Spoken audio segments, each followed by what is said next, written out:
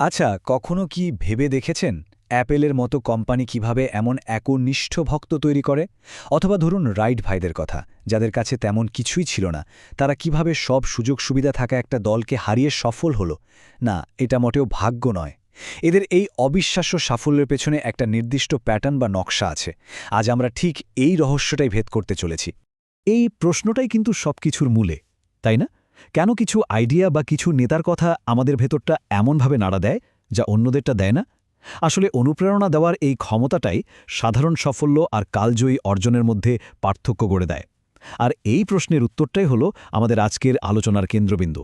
সবচেয়ে অবাক করার মতো বিষয় কি জানেন? এদের প্রতিপক্ষের কাছে যা ছিল, এদের কাছেও ঠিক তাই ছিল। একই রকম প্রতিভা, একই সম্পদ, একই সুযোগ। কিন্তু ফলাফল একেবারে আকাশ-পাতাল তফাত। তারা শুধু জেতেনি, তারা একটা আন্দোলন তৈরি করেছে, ইতিহাস বদলে দিয়েছে। তাহলে তাদের সেই গোপন রহস্যটা কি ছিল?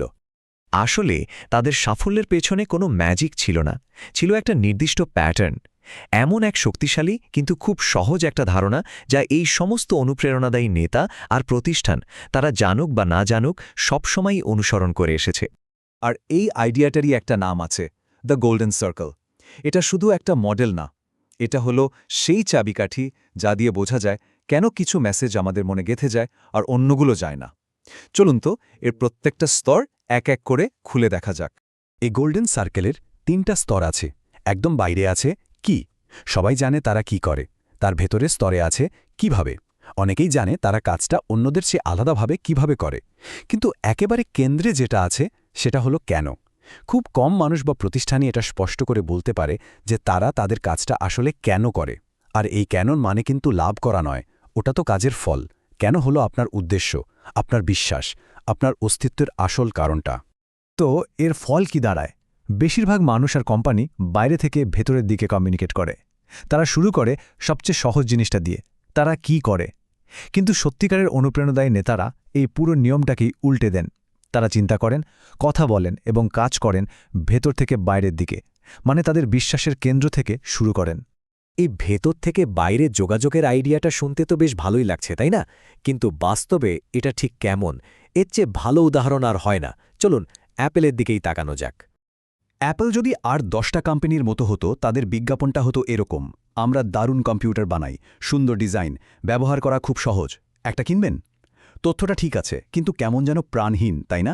কিন্তু অ্যাপল আসলে যেভাবে কথা বলে তা হলো, আমরা যা কিছু করি তার সব কিছুর পেছনে রয়েছে গতানুগতিক ধারার বিরুদ্ধে যাওয়ার বিশ্বাস।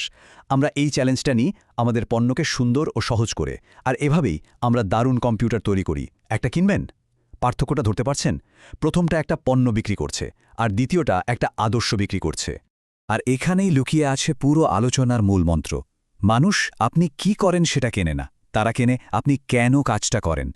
আপনার প্রোডাক্ট বা সার্ভিস, মানে আপনার কি, সেটা আপনার কেন বা বিশ্বাসের একটা বাস্তব প্রমাণ মাত্র। ভালো ফিচার দিয়ে হয়তো ক্রেতার মনোযোগ পাওয়া যায়, কিন্তু আনুগত্য আসে শুধুমাত্র বিশ্বাসের মিল থেকে। এই আইডিয়াটা ব্যবসার মূল উদ্দেশ্যকেই বদলে দেয়।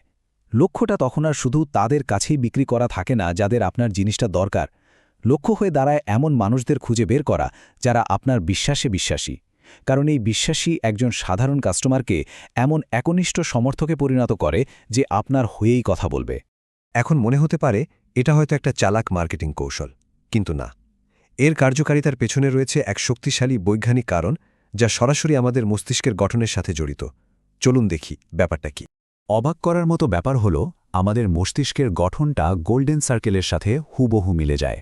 আমাদের মস্তিষ্কের একদম বাইরের অংশ মিওকর্টেক্স যুক্তিশীল চিন্তা আর ভাষা নিয়ন্ত্রণ করে, এটা হলো আমাদের কি ব্রেইন।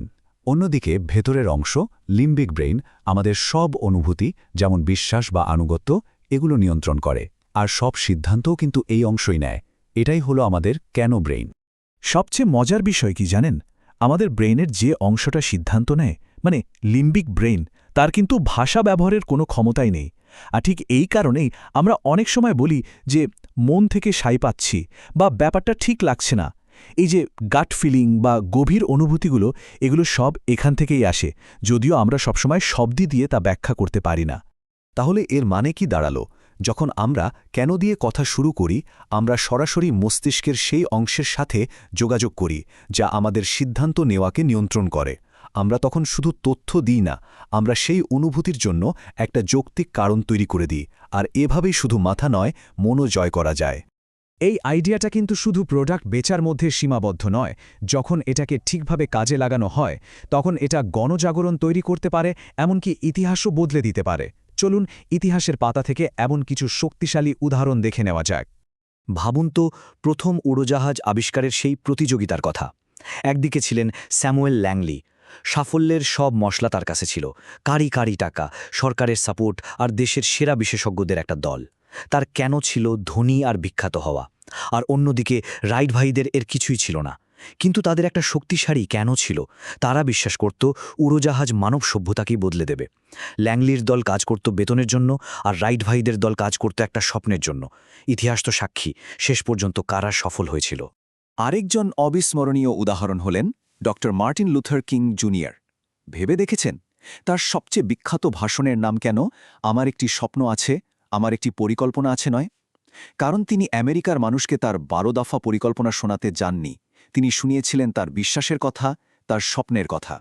1963 সালের গ্রীষ্মে প্রায় 2.5 লক্ষ মানুষ ওয়াশিংটনে জমায়েত হয়েছিল তার কথা শোনার জন্য। একবার ভাবুন, সেদিন কোনো আমন্ত্রণপত্র পাঠানো হয়নি, রেজিস্টার করার জন্য কোনো ওয়েবসাইটও ছিল না। এটা তো ইন্টারনেট যুগের অনেক আগের কথা। তাহলে এত মানুষ কিভাবে সেখানে পৌঁছালো? উত্তরটা খুব সহজ, কিন্তু অনেক গভীর।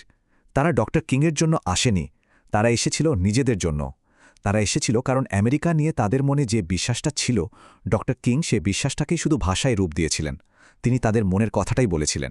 এই সব বড় বড় উদাহরণ থেকে এবার ধারণাটিকে আমাদের নিজেদের জীবনে ফিরিয়ে আনে। কারণ আপনি কোনো বড় আন্দোলন বা কোম্পানির নেতৃত্ব দিন বা শুধু নিজের জীবনের নেতৃত্ব দিন, এই নিয়মটা কিন্তু সবার জন্যই সমানভাবে সত্যি। এটাই হলো সত্যিকারের লিডারশিপের মূল কথা। আমরা কাউকে তাদের পদের জন্য বা ক্ষমতার জন্য অনুসরণ করি না। আমরা তাদের অনুসরণ করি কারণ তারা আমাদের অনুপ্রাণিত করে। আমরা তাদের অনুসরণ করি কারণ আমরা মন থেকে চাই, বাধ্য হয়ে নয়। কারণ তারা আমাদের ভেতরের বিশ্বাসটাকেই বাইরে থেকে ফুটিয়ে তোলে। কেরিয়ার হোক বা ব্যক্তিগত জীবন, কেন দিয়ে শুরু করাটাই কিন্তু সাফল্যের চাবিকাঠি।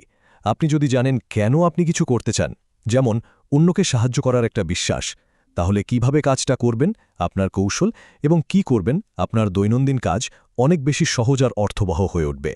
আপনার কেন হলো সেই কম্পাস যা আপনাকে সবসময় সঠিক পথে চালিত করবে। তাহলে এই আলোচনা শেষ করার আগে একটি প্রশ্ন আপনার জন্য।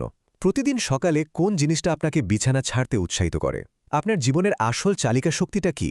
আপনার সেই উদ্দেশ্য, সেই বিশ্বাসটা কি? একবার যদি সেটা খুঁজে বের করতে পারেন, তাহলে আপনি আপনার কেন খুঁজে পাবেন।